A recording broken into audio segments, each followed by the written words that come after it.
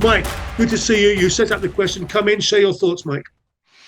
I, I was interested to hear the comment from one of our speakers a moment ago that resilience doesn't stop at the borders, and obviously use the UK as the prime example there.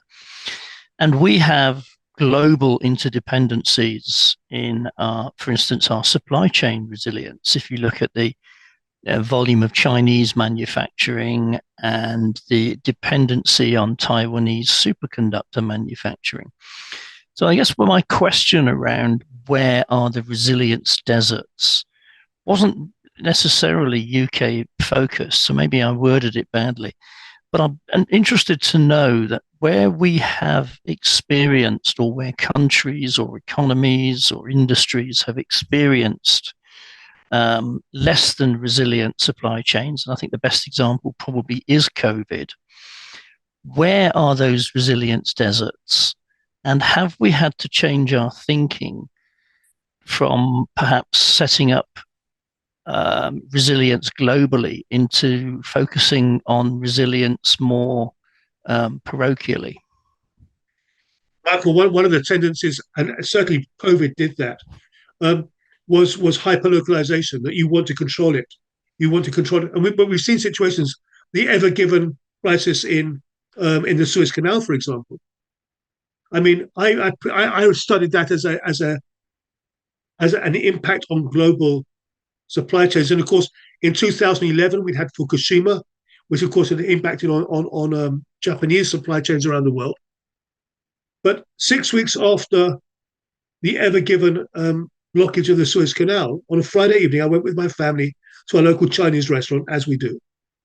And they said, "Good evening." We sat down, we ordered, and I said, "Tsingtao beer, please." And they said, "Sorry, no Tsingtao." I said, "Why no Tsingtao?" They said, "Suez Canal blocked, no Tsingtao beer." And suddenly, now it's getting personal. My God, where's my Tsingtao beer? And we don't realize, we are an island as well, and pretty well everything comes in from the outside. Um, and we use the word resilience, but we haven't used the other word, which is fragility. And the opposite of resilience is fragile. And for most of us, our systems are actually much more fragile now than they were 10, 20 years ago because of the complexity and the dependency, et cetera, et cetera. Mike, let's come back to our panel. Mike, I'm going to bring you in. So if we're talking about supply chains, I mean, we had, of course, the Baltimore Bridge block, didn't we, in March.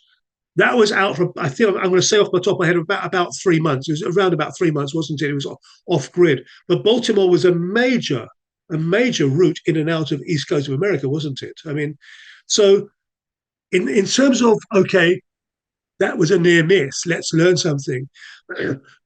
Kathy used the word redundancy. And of course, the opposite of redundancy is spot for single point of failure. Do we have redundancy built in our systems? Are our systems genuinely robust and resilient, or do we fundamentally see fragile systems that are both brittle and close to breaking? Yeah, it's actually a huge question, really the crux of what we're talking about, certainly the supply chain resilience. I would say that there's no clear-cut answer. I'd say to go back to kind of what Mike was just talking about, as well as that I think that will vary. That will vary globally. It will vary regionally. It will also vary by in some cases transportation modes or elements within a supply chain.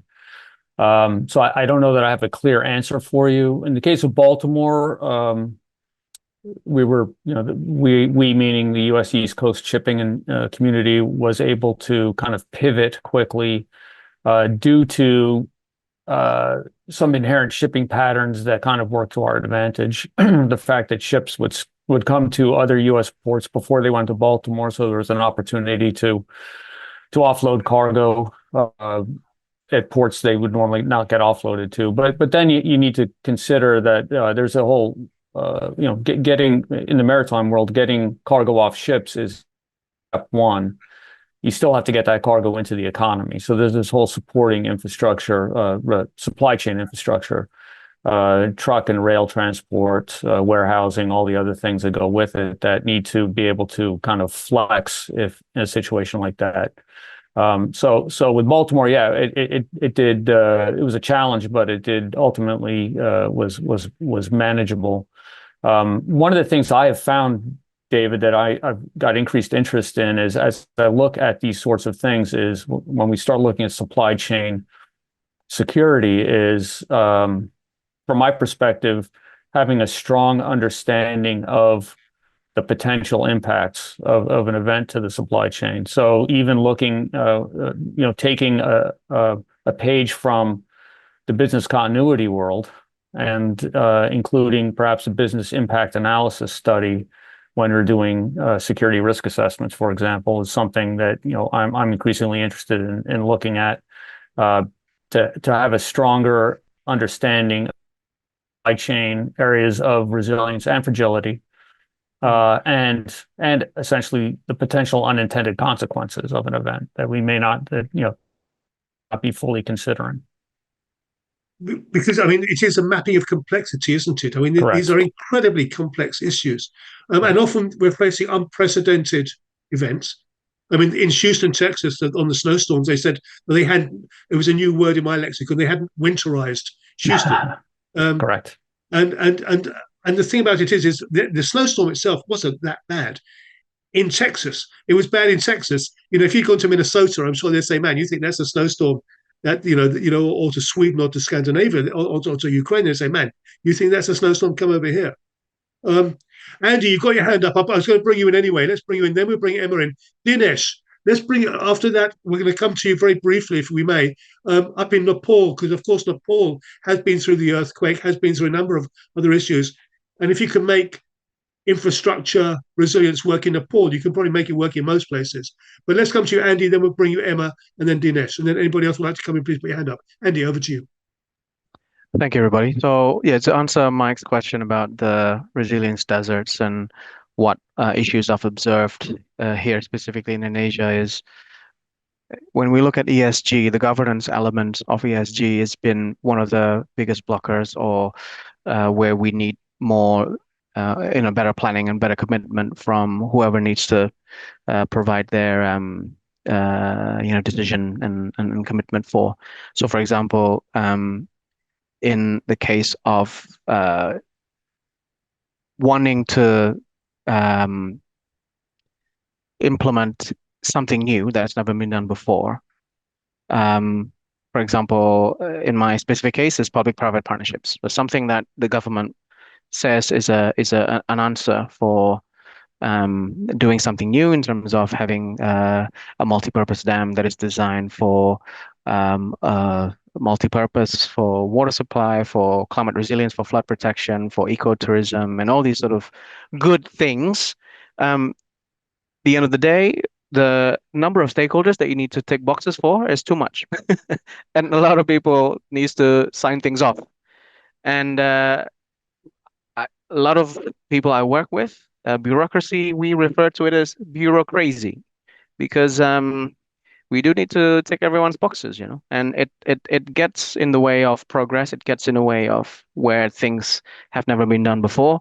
So, we at McDonald's say, okay, we'll do the Indonesia's first public-private partnership multi-purpose dam project to satisfy our sort of vision and implementing something new. But we find difficulty in implementation because no one is used to it. Nobody feels comfortable of taking risk, like Emma was saying. So how can people understand that you do need to take risk?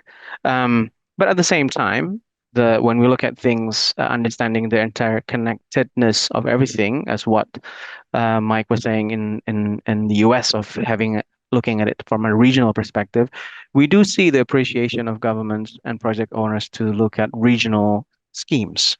So water supply schemes, for example, we have cross-provincial regional water supply, more resilient schemes, but at the same time, the understanding of having more climate resilient infrastructure means you need to invest more.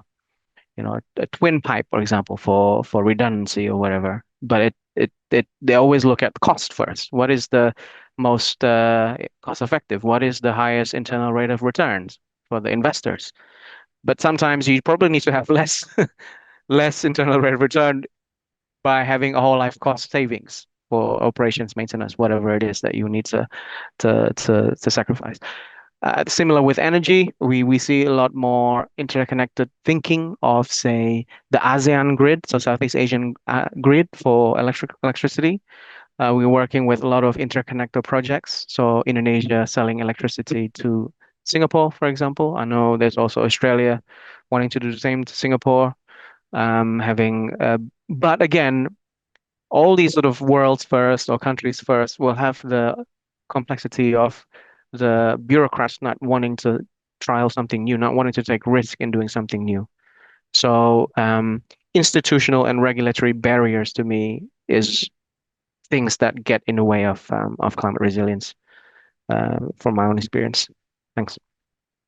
Anybody who I've spent my life avoiding governmental engagement. I just find it so incredibly frustrating because I run my own show and I do stuff, but we're getting more and more involved in that, and you become aware that that is politics, that is how stuff gets done. But the time frames that they're dealing with are just not realistic. I was in an EU meeting. I was presenting at an EU summit earlier this year, and somebody said to me, I mean, genuinely, Andy, proudly, that after 16 years, the EU had agreed on a definition of crisis. And but he was. I know. I thought nobody just spit that water out across my screen. But and they were literally proud of the fact that this would get in now was in play, and within the next 5 to 7 years, they'd have a working document framework. And you go, guys, look out the window, my friends, look out the window. That's it. Um, Sorry, do you want to come back, Andy, on that very quickly, and then we'll go to Emma, and then we'll try and bring Dinesh in, and then we'll go once more around the table. Did you want to come back on that, Andy? Does that reflect your experience? Yeah, that reflects my. I mean, you do need to, if the private sector can come in first to show how it's done, or philanthropy, or some other blended finance sort of scheme to finance projects, that would be good. But yeah, again, yeah, the speed of change to me for resilience is too slow. And Jakarta, for example, we were talking about air quality, about Australia air quality, India. It's the same with Jakarta. We do notice a lot of employees from a lot of people working in Jakarta calling more often in terms of getting sick